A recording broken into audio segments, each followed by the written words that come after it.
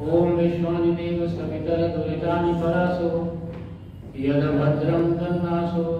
श्रद्धा की उपमात्र शक्ति तथा उपस्थित पति पुरुषों, अभी कल शाम अचानक ही लगभग 63-64 साल पूर्व की कविता की कुछ लाइनें ध्यान में आई और आज की बात में उन्हीं से जो है प्रारंभ करता हूँ। एक ही स्वर और एक ही लय और एक ही ताल की दो कविताएं एक साथ लिखी थी, दो पंक्तियां दोनों की हैं। ये है मेरा आर्य समाज मानव जाति का सरताज, इससे प्यार मुझको दयानंद से हुए क्रोधा, श्रद्धानंद बलिदानी लाला लाजपत भगत सिंह बिस्मिल जैसे लासानी। ये है मेरा आर्य समाज मानव जाति का सरताज, इससे प्यार मुझको। ये है मेरा हिंदुस्तान मेरे सपनों का जहान, इससे प्यार मुझको। सुंदर सुंदर ऋतु में इसकी धूम मचाते मौसम, सुंदर सुंदर ऋतु में इसकी धूम मचाते मौसम। रंग बिरंगे त्योहारों में सात सुरों के सरगम। ये है मेरा हिंदुस्तान मेरे सपनों का जहान, इससे प्यार मुझको। हमारे देश की ये सबसे बड़ी विशेषता है कि जितने ऋतुएं और जितने मौसम हमारे देश में होते हैं, इतने संसार में कभी कहीं नहीं होते। हर 2 महीने के बाद एक नई ऋतु आ जाती है। ये बात दूसरी है कि हमने स्वयं ही प्रकृति को विकृत कर दिया और उसके परिणाम स्वरूप हमें कुछ विसंगतियां देखने को मिलती हैं कि आज जब अक्टूबर समाप्त हो रहा है तो समाप्त होने पर भी उत्तर भारत जो है वो वर्षा से जो है लबालब भरा जा रहा है। लेकिन जो ईश्वर ने हमको ऋतुएं प्रदान करी वो अनूठी और अनुपम ऋतुएं थी, और प्रत्येक ऋतु की प्रत्येक मौसम की छटा छवि जो है वो अनूठी है और अनुपम है। इसके साथ दूसरी विशेषता ये है हमारे देश की कि जितने पर्व जितने त्योहार हमारे देश में मनाए जाते हैं इतने विश्व में कहीं नहीं मनाए जाते। अभी 2 माह पहले जब वर्षा ऋतु चल रही थी तो एक ही महीने में 2 पर्व आए। वैसे तो बहुत सारे पर्व थे, लेकिन क्योंकि आर्य समाज के मंच पर हूँ इसलिए आर्य समाज से मान्यता प्राप्त 2 पर्व थे। एक था श्रावणी उपाक्रम और दूसरा था श्री कृष्ण जन्माष्टमी। और सौभाग्य से उस समय में यही था और मैंने अपने विचार इन दोनों पर्वों के संबंध में आपके सम्मुख प्रस्तुत किए। जब वर्षा ऋतु का अंत आ जाता है तो वर्षा ऋतु के अंत आने से सूर्य के मार्ग में जो बादल होते हैं वो छट जाते हैं। तालाबों में जो है वो कुमुदनी खेलने लगती है और सूर्य की चूंकि किरणें सीधी पृथ्वी पर पड़ती हैं, इसलिए वर्षा ऋतु में जो पानी सरोवरों में था या झरनों में था वो पानी जो है वो शुद्ध होने लगता है। तो इस प्रकार से जो वर्षा ऋतु का अंत होता है तो उस समय भी एक ही महीने में फिर 2 पर्व हमारे यहाँ आते हैं। एक पर्व वो होता है जिसमें वर्षा, जैसा मैंने पहले कहा था कि वर्षा ऋतु के अंदर क्षत्रिय लोग जो हैं वो अपनी विजय यात्राएं स्थगित कर देते थे, व्यापारी लोग अपनी व्यापारिक यात्राएं स्थगित कर देते थे। लेकिन अब पुनः जो है क्षत्रिय लोग जो हैं वो अपनी विजय यात्राओं की तैयारियां प्रारंभ कर देते थे।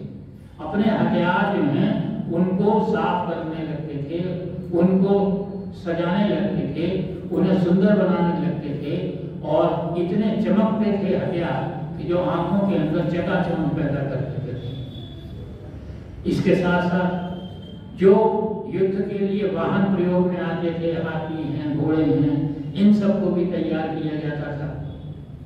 उधर व्यापारी लोग व्यापारी की यात्रा प्रारंभ करते थे, साथ में जो है जो उनकी बहिए हैं, दूसरी पुस्तकें हैं, उनकी साथ संभाल करते थे। और अनेकों जो हमारे यहाँ वर्ग हैं, जो जन्मगत जातियाँ हैं, वो अपनी परंपराओं के अनुसार जो है वो तैयारी करते थे। और जैसे मैं आपसे निवेदन करूँ, जन्मना मैं जिस वर्ग से संबंधित हूँ, उस वर्ग का प्रमुख कार्य जो है पढ़ने और पढ़ाने का रहा है। तो हमारे यहाँ भी विजयदशमी के दिन जो है कलम और दवात की पूजा हुआ करती थी। तो ये सब जब होता था, तब मंदिरों के अंदर, यज्ञशालाओं के अंदर विशेष यज्ञ संपादित हुआ करते थे। और मंदिरों के आगे, यज्ञशालाओं के आगे, सार्वजनिक स्थानों के ऊपर सेना जो है वो सन्नद्ध होकर के पूरी सज धज के साथ खड़ी हुआ करती थी और उसकी आरती उतारी जाती थी। तो यह वास्तविक जो है विजयदशमी का पर्व जो है, इसका रूप प्राचीन वैदिक युग में इस प्रकार का था। इसके थोड़े से समय के अंदर, कुछ 15-20 दिन के अंतराल में ही जो हम फसल बोते हैं, वो फसल पूरी आ जाती है और उसके भंडार भर जाते हैं। और हमारे यहाँ ये अधिकार नहीं दिया गया था कि कोई भी जो फसल का मालिक है, जो अन्नदाता है, जो अन्न का स्वामी है, वो अपने भंडार से अपने अन्न का जो है वो प्रयोग कर सके, जब तक कि उस अन्न की पहली आहुति जो है यज्ञ के अंदर प्रदान न कर दी जाए। तो इसलिए जो है वो दशहरे से 20 दिन के बाद जो है ये पर्व होता था। तो ये जो पर्व हमारे होते थे, तो इनका एक वास्तविक स्वरूप हुआ करता था। तो जैसे विजयदशमी का है, तो जहां प्रातः काल जो है विशेष यज्ञ जो है संपादित हुआ करते थे, पूर्णाहुतियां हुआ करती थी, सेना की जो है वो उसके प्रति आदर और मान रखा जाता था, क्योंकि उनके ऊपर हमारी सुरक्षा जो है वो निर्भर होती थी। इसके साथ ही साथ जो है क्या होता था कि सायंकाल के समय, तीसरे पहर के समय साहित्यिक गतिविधियां होती थी, सांस्कृतिक गतिविधियां होती थी, काव्य गोष्ठियां हुआ करती थी, संगीत गोष्ठी होती थी, विचार गोष्ठी होती थी। यह परंपरा हमारी जो है दीपावली के अंदर भी जो है रखी जाती थी। तो पहला जो पर्व है हमारा दीपावली, उसका जो मुख्य उद्देश्य है वो पहला जो नया अन्न है, उस अन्न को जो है सबसे पहले यज्ञ के अंदर उसकी आहुति डालना होता था। और उसके साथ साथ जो जरूरतमंद हैं, जो गरीब हैं, उनको जो है अन्न जो है वितरित किया जाता था, जिससे एक समान वितरण व्यवस्था अन्न की जो है समाज के अंदर जो है स्थापित हो सके। इसके साथ साथ एक और भी इस पर्व का नाम दिया जाता है, और वो दिया जाता है प्रकाश पर्व। प्रकाश पर्व, क्योंकि दीपावली जो है वो कार्तिक की अमावस्या को होती है। तो अगर हम साल भर की रात्रियों को देखें, तो पूर्णमासी जो है वो सबसे अधिक चांदनी वाली, सबसे अधिक उज्जवल रात्रि होती है। और 12 पूर्णमासियों के अंदर शरद पूर्णमासी जो है वो सबसे अधिक चांदनी युक्त होती है, सबसे अधिक चमकीली होती है, सबसे अधिक शीतलता और निर्मलता प्रदान करने वाली होती है। लेकिन उसी के साथ साथ उसके बाद जब कार्तिक अमावस्या आती है, तो ये सबसे ज्यादा घोर अंधकार युक्त होती है, कालिमा युक्त होती है।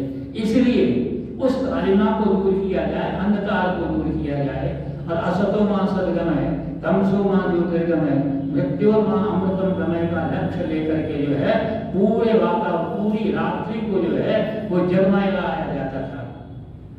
घी के जो है वो दीपक जलाए जाते थे, जिससे केवल प्रकाश ही नहीं बल्कि हमारा वातावरण, हमारा पर्यावरण जो है पूरी तरह से है शुद्ध हो सके।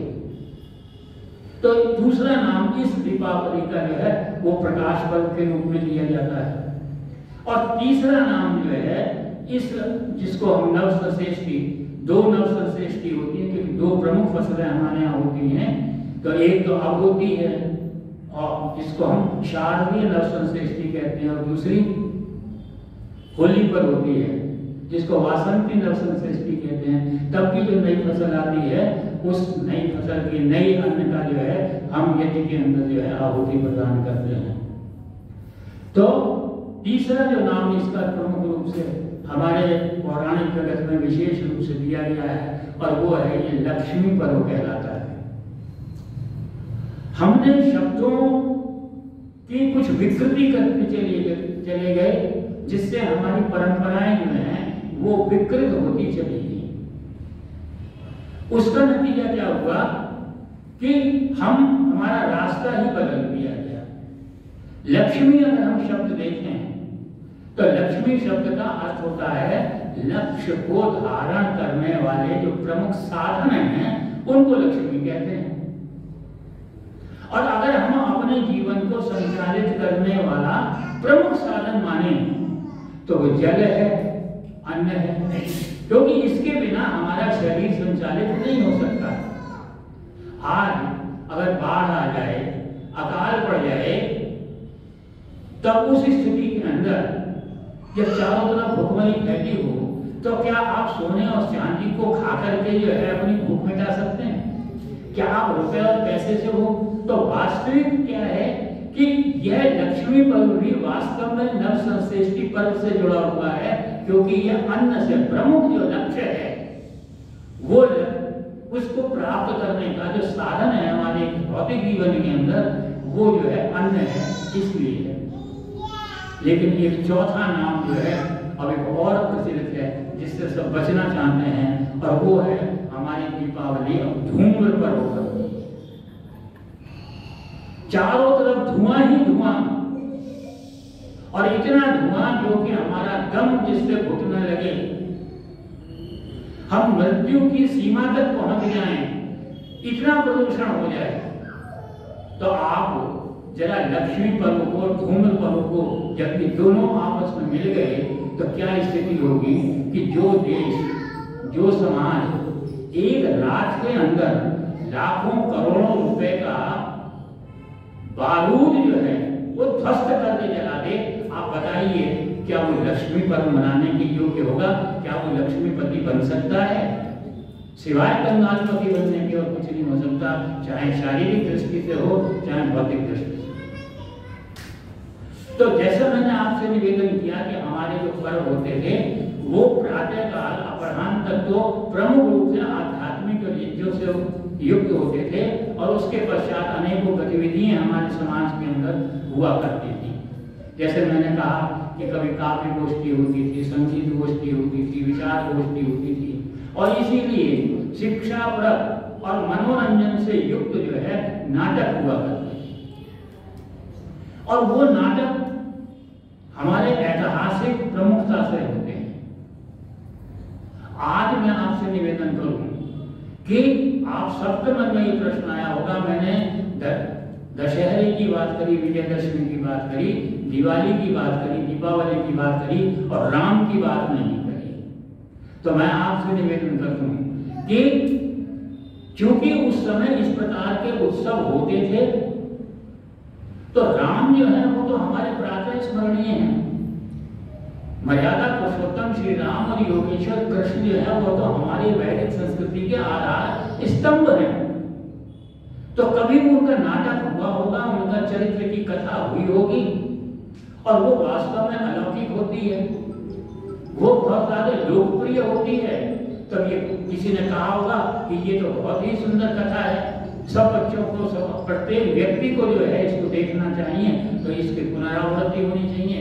और वो इस प्रकार से जो है हमारे इन पर्वों की जो है वो परंपरा बन गई, राम की कथा होना, रामलीला होना।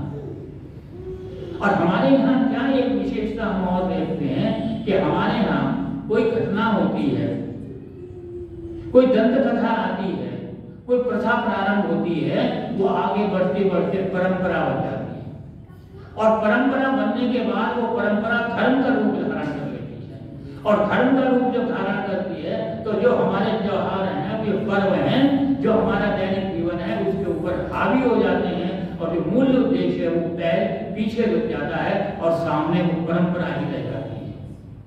इसीलिए मैं आपसे निवेदन करूं, पहले भी मैं कई बार इस बात को कह चुका हूं कि महर्षि दयानंद के जो विचार थे वो अत्यंत क्रांतिकारी विचार थे, और उन क्रांतिकारी विचारों में एक विचार ये था कि स्वस्थ परंपराओं को समाज के अंदर, समाज की प्रगति के लिए, समाज के उत्थान के लिए उनको बनाए रखना चाहिए, लेकिन जो अस्वस्थ परंपराएं हैं उनको खत्म कर देना चाहिए। तो जहां तक इस परंपरा की के रूप में राम की कथा करने का प्रश्न है, उसमें आर्य समाज को किसी भी प्रकार की कोई आपत्ति नहीं हो सकती, क्योंकि मर्यादा पुरुषोत्तम श्री राम जो है वो तो वास्तव में मनुष्यता का सबसे प्रिय संदेश अगर कोई हो सकता है तो राम का चरित्र हो सकता है। वो आप्त पुरुष थे, वो प्रातः स्मरणीय थे, तो उनकी कथा करने का कोई, लेकिन जहां तक तथ्य से संबंध है तो इन पर्वों का राम के जीवन से संबंध नहीं है कोई, क्योंकि वाल्मीकि रामायण जो है उसके अनुसार राम ने रावण का वध चैत्र मास की अमावस्या को किया था। अगर हम तुलसी का रामचरितमानस देखें तो उसके अंदर भी ये प्रकरण आता है कि वर्षा ऋतु के अंत होने पर राम ने हनुमान से और दूसरे जो सेनापति थे, उनके सहयोगी थे, उनसे ये अनुरोध किया कि वो अब सीता की तलाश करें, क्योंकि रास्ते खुल गए, वर्षा ऋतु का व्यवधान खत्म हो गया है। तब हनुमान गए, लंका गए, और उनके मन में अनेकों प्रकार की योजनाएं थी। उन सारी योजनाओं को उन्होंने क्रियान्वित किया कि कैसे लंका को देखेंगे, क्या खोज करेंगे, कैसे सीता की खोज करेंगे, कैसे वहां नगर का भ्रमण करेंगे, क्या व्यवहार रावण के प्रति होगा, और अंत में क्या करना है उनको। ये सारी योजना लेकर के रावण गए, तो उसके अंदर कुछ समय लगा, फिर आए, और आकर के बाद फिर जो है युद्ध की तैयारी की गई, सेना सन्नद्ध की गई, और फिर पंपापुर से सेना का प्रस्थान किया गया। अब समुद्र आ गया, तो समुद्र के अंदर जो है वो पुल बांधा गया। तो ये सारे वो कार्य नहीं है जो एक स्विच को ऑन या ऑफ करने से हो जाए। तो वस्तु स्थिति ये है कि राम का इससे, लेकिन राम का स्मरण करना, राम की कथा करना, इसमें किसी भी प्रकार की कोई आपत्ति नहीं हो सकती, क्योंकि आज भी विश्व के अंदर अनेकों देशों के अंदर राम प्रतिष्ठित हैं। अनेकों देश ऐसे हैं जिनके अंदर राम के मंदिर हैं। अनेकों देश ऐसे हैं जहां राम की कथाएं होती हैं, और अनेकों देश, अनेकों भाषाएं विदेशी ऐसी हैं जिसके अंदर राम का चरित्र लिखा जा चुका है, और हमारे देश के अंदर भी लिखा जा चुका है। और मैं नहीं समझता, मेरा जो अंदाजा है 400 से ऊपर लेखकों ने लगभग राम के ऊपर लिखा हुआ है। लेकिन सबसे प्रामाणिक अगर कोई लेख है तो महर्षि वाल्मीकि का है, क्योंकि महर्षि वाल्मीकि समकालीन थे, वो सबसे अधिक प्रामाणिक ग्रंथ है। और वाल्मीकि रामायण की विशेषता ये है कि यह किसी से भी प्रभावित नहीं है।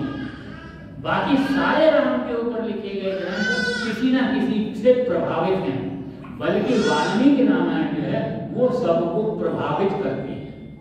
और संस्कृत साहित्य का ये पहला काव्य था जिसको अनुष्टुप छंद के अंदर वाल्मीकि ने लिखा है, इसलिए इस ग्रंथ को, इस काव्य को आदि काव्य कहा गया, और महर्षि वाल्मीकि को जो है आदि कवि कहा गया। एक और रामायण है जो भारत के अंदर सबसे ज्यादा लोकप्रिय है, और विशेष रूप से उत्तर और मध्य भारत के अंदर, और वो है गोस्वामी तुलसीदास जी के द्वारा लिखा गया रामचरितमानस।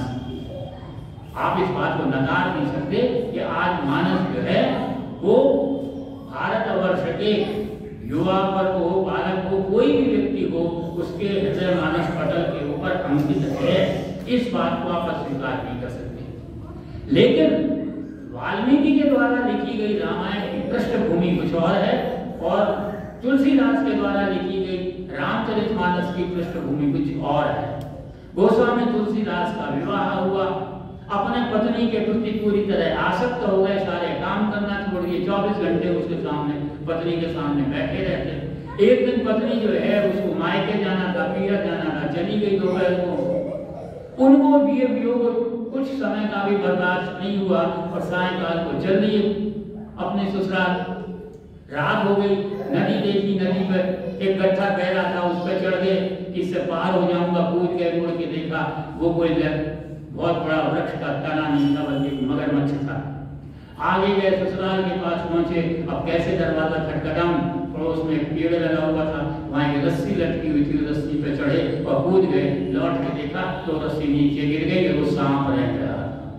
मतलब इतने आसक्त थे पत्नी के प्रति कि उनको ना मगरमच्छ दिखाई दिया, ना सांप दिखाई दिया, केवल अपनी पत्नी ही दिखाई दे रही थी।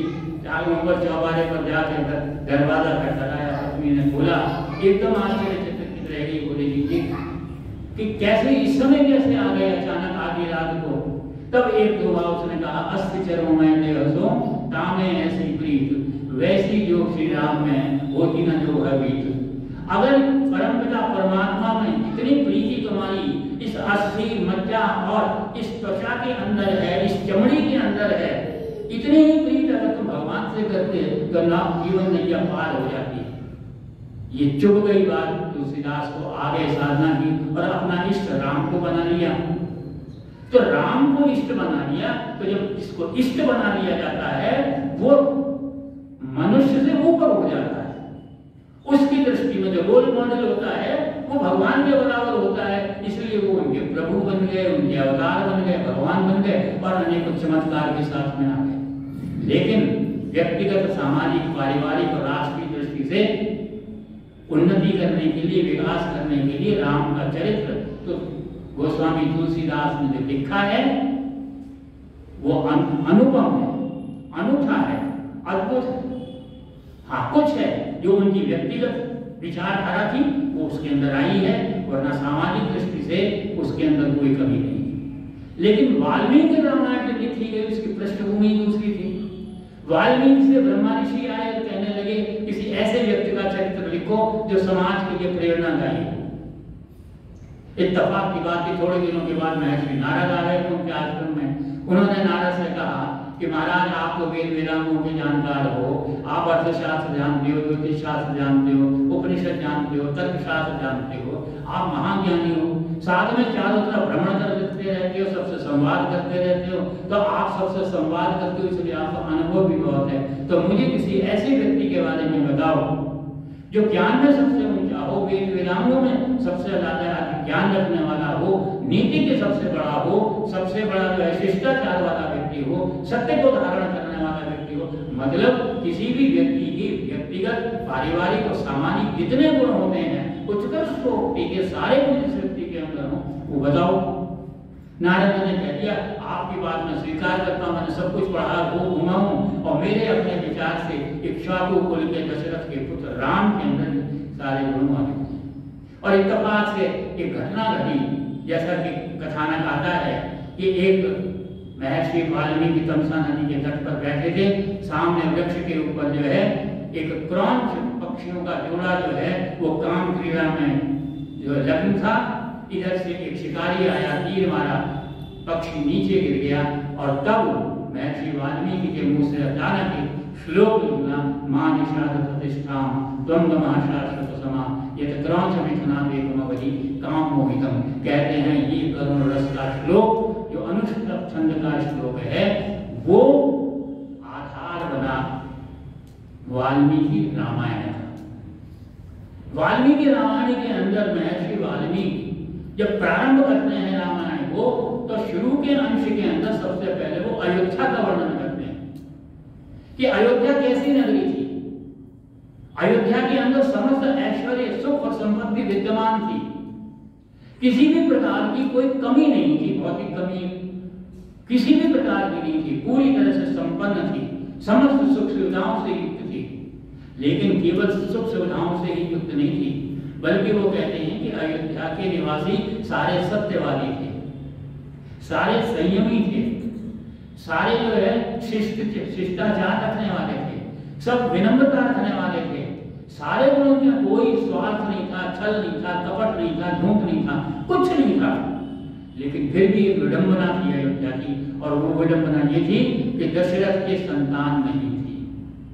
और इस संतान को प्राप्त करने के लिए दशरथ ने 3 जो है शादियां कर ली, 3 विवाह कर लिए।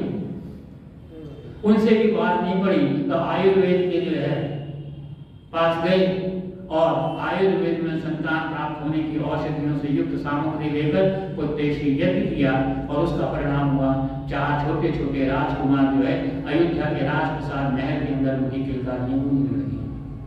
लेकिन उनमें भी जो राम था वो दूर से दिखाई देता था।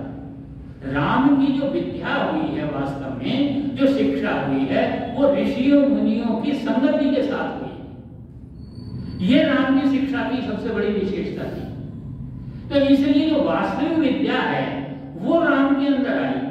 और वास्तविक विद्या क्या है?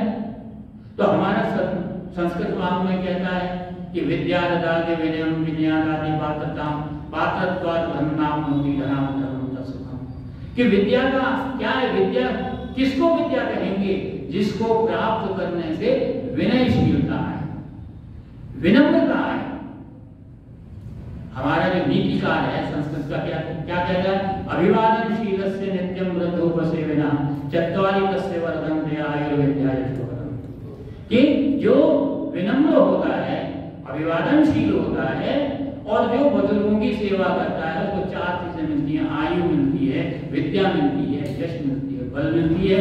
और वास्तव में राम ने जो है इस प्रकार की विद्या प्राप्त की थी। इसीलिए तुलसीदास जी लिखते हैं प्रातः काल उठ के रघुनाथा माता पिता गुरु नाम ही माता। प्रातः काल उठ करके रामचंद्र जी जो है सबसे पहले क्या करते थे? अपने माता पिता गुरु बुजुर्गों के चरण स्पर्श किया करते थे। तुलसीदास जी ही नहीं लिखते, वाल्मीकि रामायण लिखी। विश्वामित्र के सानिध्य में जो राम थे तो प्रसंग आता है, वो कहते हैं कि सूखे हुए पत्तों के बिछौनों पर राम और लक्ष्मण सो रहे थे। वाल्मीकि ने ब्रह्म मुहूर्त से पहले उनको आवाज लगाई, हे नरसाधु, हे इक्ष्वाकु वंश के दीपक, हे नरेशों के नरेश राम, हे योद्धा राम उठो, ब्रह्म मुहूर्त हो रहा है। और आगे वाल्मीकि लिखते हैं वो तुरंत राम और लक्ष्मण खड़े हो गए। किसी भी प्रकार का कोई आलस्य नहीं था और नित्य कर्म से निवृत्त होकर के उन्होंने ओमकार का जाप किया, गायत्री का जाप किया, संध्या का यज्ञ किया और इसके पश्चात जितने भी बड़े थे उन सब का जो है वो अभिवादन किया, उनके चरण स्पर्श। तो जो पहला राम का स्वरूप हमको प्राप्त होता है वो वास्तविक विद्यार्थी का जो रूप होता है, एक आदर्श विद्यार्थी का रूप हमें राम का मिलता है। राम हमें जिस रूप में दिखाई देते हैं, आदर्श रूप में दिखाई देते हैं। आदर्श पुत्र के रूप में है तो आदर्श पिता के रूप में है, आदर्श जो है राजा के रूप में है, आदर्श पति के रूप में है, आदर्श मित्र के रूप में है और आदर्श शत्रु के रूप में भी राम हमको दिखाई देते हैं। एक शत्रु का आदर्श अगर देखना हो तो राम का जीवन जो है वो उठा करके देख लीजिए। तो इस प्रकार से राम जो है विनम्र होते हैं, लेकिन विनम्र होने के साथ साथ उनका जीवन जब आगे बढ़ता है तो दूसरा राम का गुण हमको दिखाई देता है कि राम जो है यज्ञ के रक्षक। जब उनका जीवन आगे बढ़ता है तो राम कहाँ जाते हैं? यज्ञों की रक्षा करने के लिए जाते हैं। जो यज्ञ रक्षक के रूप में हमको जो है राम सबसे पहले दिखाई देते हैं। सत्य के रक्षक के रूप में राम सबसे पहले दिखाई देते हैं। और राम की सबसे बड़ी विशेषता यह है कि राम जो है स्थिति प्रज्ञ है। राम कितना ही जो है उनके साथ दुर्घटना हो जाए, मैं कहता हूं राम के जीवन को, उसके उस काल को, यौवन काल को, नवयुवक काल को आज आप घटित होकर के देखिए कि सारे समाज में कौन सा ऐसा आदमी था जिसने राम को प्रोवोक नहीं किया, लेकिन राम ने जो है अपने गुणों को त्याग नहीं किया। घोषणा हुई कल को तुम्हारा राज्याभिषेक होगा, तुम राजसी कपड़े पहनोगे, सोने और चांदी के तारों से बने हुए कपड़े पहनोगे, तुम जो है रत्न जटित सिंहासन के ऊपर बैठोगे, हीरे जवाहरात मोतियों से जटित जो मुकुट है तुम्हारे सिर के ऊपर रखा जाएगा। और थोड़ी देर में कह दिया वो तो नहीं रखा जाएगा, कुछ नहीं होगा, कुछ नहीं पहनोगे, ये जो राजकुमार के वस्त्र है उतारो, वल्कल वस्त्र धारण करो, चलो वन की तरफ। लेकिन राम के माथे पर एक भी शिकन नहीं आया। लेकिन उसके साथ साथ और राम ने भी क्या कहा, कैकेयी माता से कहा, माता पिता को क्यों कष्ट दिया, उनको इस स्थिति में क्यों ले आए, आप ही मुझे आदेश देते ये राम का आदर्श। और इधर वन जाने की तैयारी थी, उधर पिता जो है मरणासन्न अवस्था के अंदर पड़े हुए और राम उनकी सेवा कर रहे हैं। जाने से पूर्व जो जाने का समय है उससे पहले का समय राम, तब केकई उनके ऊपर तंज कसती है, व्यंग करती है, राम कहीं ये जो है तुम ये जो सेवा कर रहे हो इसलिए तो नहीं कर रहे हो ताकि तुम्हारे वन के आदेश को जो है वो महाराजा दशरथ निरस्त करने, तुम्हारे पिता इसको खत्म करने। तो वाल्मीकि कहते हैं, राम क्या कहते हैं, राम है दुर्न भाषते, राम दो बातें नहीं करता, राम दोगलापन नहीं रखता। तो यह राम के जीवन की विशेषता है कि राम जहां पर विनयशील हैं वहां उतने ही वो दृढ़ हैं, अपने सिद्धांतों के प्रति दृढ़ हैं, अपने कर्तव्यों के प्रति जो है वो दृढ़ हैं और चलते हैं राम आगे बढ़ते हैं। आगे का कोई पता नहीं है कैसा मार्ग मिलेगा, लेकिन निश्चिंत होकर के चलते हैं। सीता साथ होती है, लक्ष्मण साथ होते हैं। अब चित्रकूट पहुंचते हैं। चित्रकूट पहुंचते हैं, एक तरफ पास में ही क्या है, राम की ननिहाल है और दूसरी तरफ ऊपर की तरफ चलें तो थोड़ी सी दूरी के ऊपर राम के ससुराल है। लेकिन राम किसी से संपर्क स्थापित नहीं कर सकते, किसी से सहयोग प्राप्त नहीं करते। राम क्या करते हैं, राम एक सामाजिक एकता को जो है धारण करने का, एक सामाजिक एकता को स्थापित करने का संकल्प लेकर के अपने वनवास के अंदर चलते हैं। और किससे मिलते हैं, देवक से मिलते हैं, निषाद से मिलते हैं, भील से मिलते हैं, वानरों से मिलते हैं। जो जनजातियां थी, जो नीचे समाज की निम्न स्तर की जातियां थी, उस सारे समाज को जीवन की मुख्य धारा से जोड़ने का काम जो है राम करते हैं और सत्य को कभी नहीं छोड़ते। पहुंचते हैं ऋषिमुख पर्वत पर, कौन मिलता है, हनुमान मिलते हैं, सुग्रीव मिलते हैं। सुग्रीव अपना रोना रोता है। सुग्रीव क्या कहता है, महाराज मेरे बड़े भाई ने मुझे अपने राज से निष्कासित कर दिया, मुझे देश निकाला दे दिया और मेरी पत्नी को भी मेरे साथ नहीं आने दिया, वो अपने हरम में अपने जो है महल के अंदर रख ली। इतना बड़ा अन्याय किया। राम ने सुग्रीव को स्वीकार किया। राम के लिए सुग्रीव बाली अजनबी थे, सुग्रीव और वानर के लिए राम भी अजनबी थे। लेकिन राम ने बाली को मारा और जब मारा तो बाली ने तुरंत ये प्रश्न किया कि मैं बैरी सुग्रीव प्यारा को नाथ नहीं माना, कि अरे तुम्हारे लिए सुग्रीव प्यारा हो गया, मैं तुम्हारा दुश्मन हो गया, मेरा क्या ऐसा दोष है जो तुमने मुझे मारा। राम तुरंत कहते हैं, अनुज बधू अवनी सुतनारी सुन सठिय कन्या संचारी, इन्हें कुदृष्टि की लोके जोई सारी बढ़े पावर। तो राम जो है वहां लेकर के चलते हैं आदर्श को, सत्य को लेकर के चलते हैं। वरना अगर सीता ही प्राप्त करने का उद्देश्य होता तो बाली से संधि करते, क्योंकि बाली रावण से ज्यादा शक्तिशाली था। बाली वो व्यक्ति था जिसने रावण को अपनी काम में दबा करके समुद्र के अंदर डुबकी लगा दी थी। एक इशारे पर बाली के रावण सीता को स्वयं लेकर के आता और राम को समर्पित कर देता। लेकिन राम का आदर्श था सत्य को ग्रहण। ऐसी जानने इसीलिए कहा है, सत्य के ग्रहण करने और असत्य के छोड़ने में सर्वदा अपवित्र रहना। और राम की सबसे बड़ी विशेषता क्या है कि राम जहां एक स्थिति प्रति के रूप में दिखाई देते हैं, राम एक सर्वश्रेष्ठ मैनेजमेंट गुरु मिलते हैं। मैं आपसे निवेदन करूं, मैं राजकीय सेवा में रहा, जब भी कोई कार्य होता, कोई आह्वान दिया जाता सरकार की तरफ से, कोई योजना क्रियान्वित की जाती, कोई इलेक्शन कराए जाते, तो 18-18, 20-20 पेज के निर्देश आते, ऐसा करना है, ये करना है, वो करना है, फलाना करना है, ठिकाना करना है। और जो इलेक्शन कराने वाली पार्टी है, पहले यहाँ जाएंगे फिर वहाँ जाएंगे, पहले हमको ये वाहन मिलेगा, फिर ये मिलेगा, फिर फोर्स मिलेगी, कोई यहाँ जाएंगे वहाँ जाएंगे, ये रूट चार्ट होगा, चेक लिस्ट मिलती है, ये चेक करो, चलते चलो। हम भी अपने घर के अंदर अगर अपने सेवक से या अपने ड्राइवर से कुछ सामान मंगाते हैं तो कहते हैं देख भाई उस दुकान से ये सामान लेना, उस दुकान से ये लेना, उस दुकान से ये लेना, गड़बड़ मत करना, जो बता रहे हैं वैसे ही करना। और जाना भी ऐसे, पहले यहाँ जाना, फिर वहाँ जाना, फिर तीसरी उस दुकान में जाना, वहाँ पार्किंग करना, फिर पैदल जाना, सारे निर्देश देते हैं। लेकिन राम क्या करते हैं? राम हनुमान से कहते हैं, वानर के जो जितने भी सेनापति थे उनसे कहते हैं कि सीता की खोज करो। कोई निर्देश नहीं देते, कौन सी नीति अपनाई जानी है साम दाम न दहेज की, कोई निर्देश नहीं देते, केवल मात्र उनके ऊपर विश्वास रखते हैं। ये था राम का मैनेजमेंट। और इस मैनेजमेंट के आधार पर ही राम जो है वो हर जगह जो है, राम कहीं पूरे जीवन में कहीं नहीं हारे, किसी स्थान पर राम नहीं हारे, कृष्ण किसी स्थान पर नहीं हारे। ये उनके जीवन की एक सबसे बड़ी विशेषता है। और स्पष्ट लक्ष्य था, नीति स्पष्ट थी। जो छोटे मोटे आतंकवादी होते हैं इनसे किसी भी प्रकार की कोई वार्तालाप नहीं, कोई संधि नहीं, जीरो टॉलरेंस रखो, भागो। इसीलिए आगे के राम के जीवन में जहां विश्वामित्र के साथ गए तब से अंत तक जो एक एक दो दो छुटभइये आतंककारी थे सबको समाप्त कर दिया राम ने।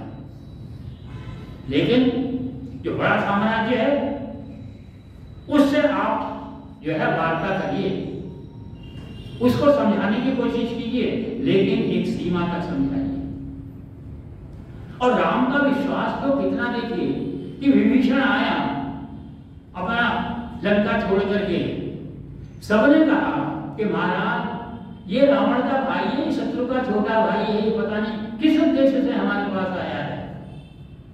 लेकिन राम उसके ऊपर पूरा विश्वास दिखलाते हैं और पूरा विश्वास दिखलाते नहीं है, उसको विश्वास में लाते हैं। और अगले ही समय कहते हैं कि आज से तुम लंकेश हो, मैं तुम्हारा लंकेश के रूप में जो है राज्याभिषेक करता हूं।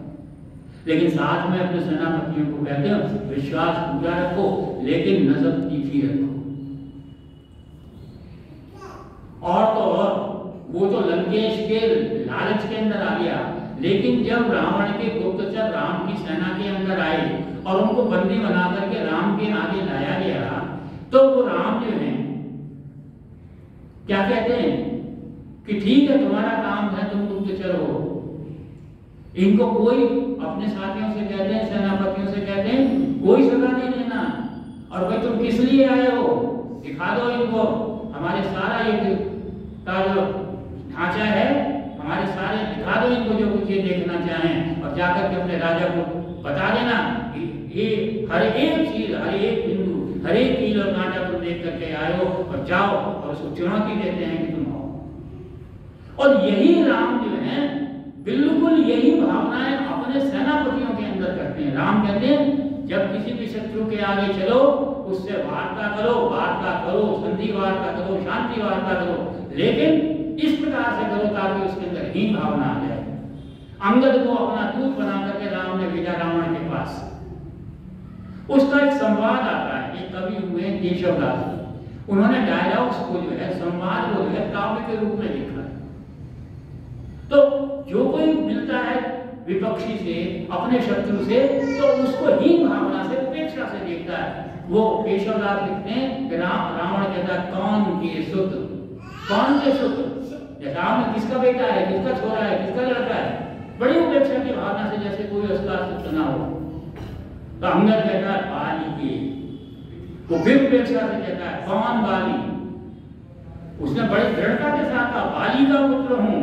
कौन बाली न जानिए, कांख चाप तुम्हें जो सागर साथ म्यात बखानी, जो तुम्हारे कांख में दबा करके तुम्हें जो है समुद्र के अंदर गोते लगाया गया, उस महायोद्धा बाली का मैं पुत्र हूं और राम का दूत हूं।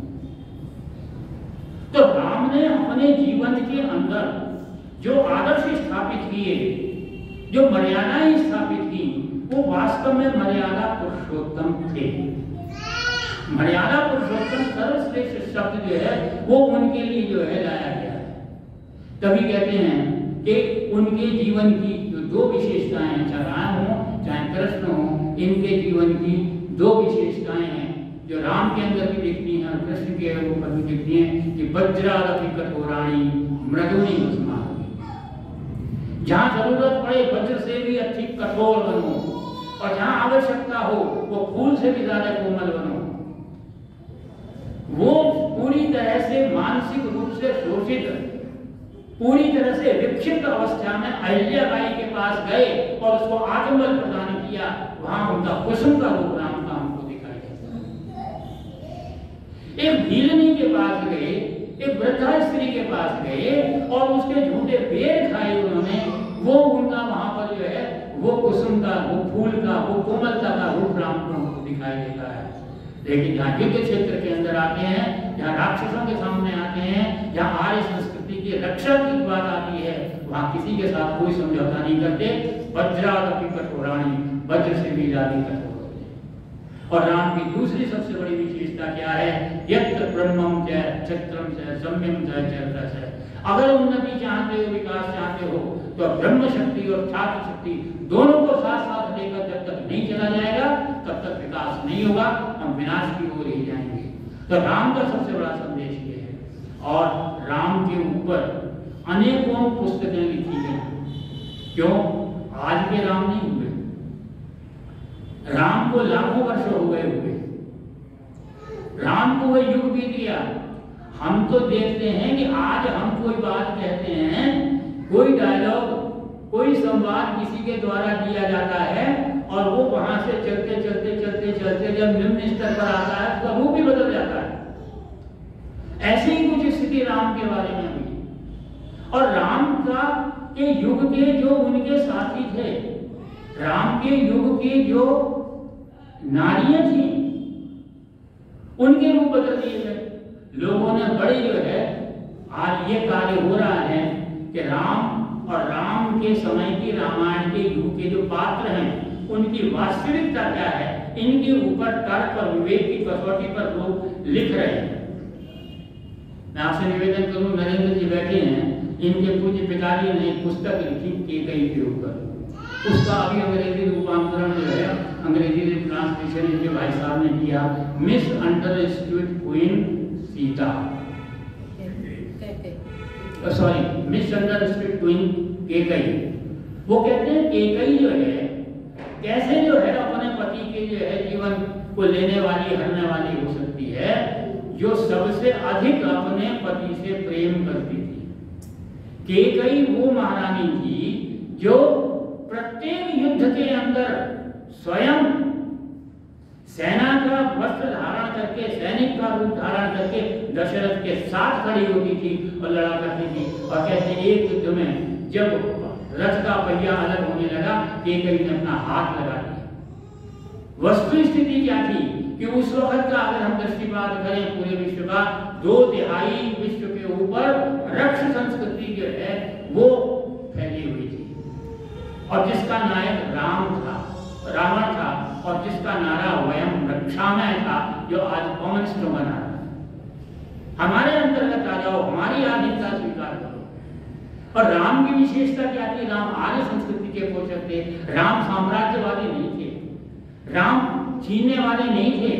जहां पर दुष्ट को नष्ट किया, जिस राजा को मारा, वहीं के लोगों को जो है उसका जो है वो राज्य राज सौंप दिया, स्वयं नहीं किया। लंका के अंदर भी जब रावण को मार दिया तो लंका के लोगों ने कहा महाराज आप इस सिंहासन पर जा रहे हैं, सोने की लंका की सोने के सिंहासन पर बजा दिए। तो राम क्या कहते हैं? अपि स्वर्णमयी लंका लक्ष्मण मम न रोचते जननी जन्मभूमिश्च स्वर्गादपि करिए। तो राम उस हमारे संस्कृति को मानने वाले थे जो कब्जा करने वाली संस्कृति नहीं थी, जो एक विद्या, एक प्रकाश को फैलाने वाली संस्कृति थी। तब ऋषियों मुनियों ने जो है बैठक करके और केकई के पास संदेश भेजा था कि राम एक ऐसा पुरुष है जो इस संस्कृति से लोहा ले सकता है और आज संस्कृति को पुनः स्थापित कर सकता है, और बिना राजसी युद्ध के, क्योंकि जहां राजाओं के युद्ध होंगे वहां हम उनका मुकाबला नहीं कर सकते। इसलिए जनमानस को साथ लेकर के, आम आदमी का आंदोलन करके, डिफेम एंड किल वाली नीति अपना करके राम जो है आगे बढ़े। तो केकई ने कितना बड़ा लॉट लिया अपने ऊपर कि आज कोई भी व्यक्ति अपनी बेटी का नाम केकई नहीं रखता। उसने अपना इतना बड़ा बलिदान किया। और सीता के बारे में मैं पढ़ रहा था अभी पिछले दिनों, वो कहते हैं कि सीता को जो है कोमलांगी दिखा दिया गया है। पुस्तक का नाम है मिथिला की योद्धा सीता। कि सीता की मां सुनैना ने जब देखा सीता को तो देखा एक जनजाति नवयुवती जो है वो उसकी रक्षा कर रही है, तो उसको बुला करके सीता को सेल्फ डिफेंस की ट्रेनिंग दिलाई, आत्मरक्षा की ट्रेनिंग दिलाई। फिर उस नवयुवती को सैनिक शिक्षा प्रदान करके और सीता को ट्रेनिंग दिलाई और सीता को सेना का संचालन हाथ में सौंपा। और थोड़े दिनों के पश्चात, क्योंकि विदेह जो थे वो तो विरक्ति भाव से युक्त थे, अपरिग्रह उनके जीवन में था, उनके जीवन में वैराग्य था, उनको राज से कोई लेना देना नहीं। राज का संचालन कौन करती थी? सीता की माँ करती थी। और उसके लिए उसने अपना साधन जो बनाया, जो प्रमुख सहायक बनाया, वो सीता को बनाया। और इसी का कारण था, जिस वक्त वनवास हुआ सीता ने कहा मैं आपके साथ चलूंगी। राम ने पूछा तुम क्या करोगे? तो सीता ने क्या उत्तर दिया? मैं आपके रास्ते के जितने कांटे हैं, जितनी बाधाएं हैं, जितने हिंसक पशु हैं, इनसे आपका रास्ता साफ कर दूंगी। तो ये कौन करेगा? वही करेगा, सक्षम होगा। अबला नारी नहीं कर सकती, सबला नारी ही इस बात को कर सकती है। तो सीता वास्तव में, और एक जगह प्रसंग कहीं आता है कि राम सीता इतनी युद्ध से कौशल से युक्त थी, इसी कारण रावण ने जो है उसकी तरफ आंख उठा करके नहीं देखा। उसको डर था कि वो उससे पराजित ना हो जाए, क्योंकि एक लेखक लिखते हैं कहां तक सही कहां तक गलत, ये तो पाठक लोग स्वयं जो है अपने जो है निरीक्षण विवेकी ज्ञान से हम आंखों से जो है उसको देखेंगे क्या सही है क्या गलत है। लेकिन वो लिखता है कि जिस वक्त सीता को का अपहरण किया उस समय भी सीता पूरा मोर्चा लिया था सीता ने और विजय प्राप्त कर रही थी।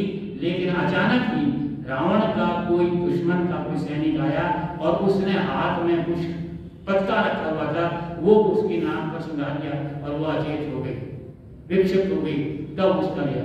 लेकिन उसके पश्चात भी सीता के अंदर इतना आत्मबल था, इतनी वो वास्तव में क्षत्राणी थी जो अपनी रक्षा अंतिम समय तक, अंतिम सांस तक उनके अंदर गया। तो हमारा ये पर्व उनसे संबंधित नहीं है, ये वास्तविकता है। लेकिन अगर इन पर्वों के ऊपर हम राम और कृष्ण जैसे चरित्रों को पढ़ें और उनसे जो है मार्गदर्शन प्राप्त करें तो ये हमारा मार्ग जो है प्रशस्त करेंगे। क्योंकि राम के बारे में तो स्पष्ट रूप से जो है कवि ने कहा है कि राम तुम्हारा चरित्र स्वयं काव्य है, कोई कवि बन जाए ये संभव है।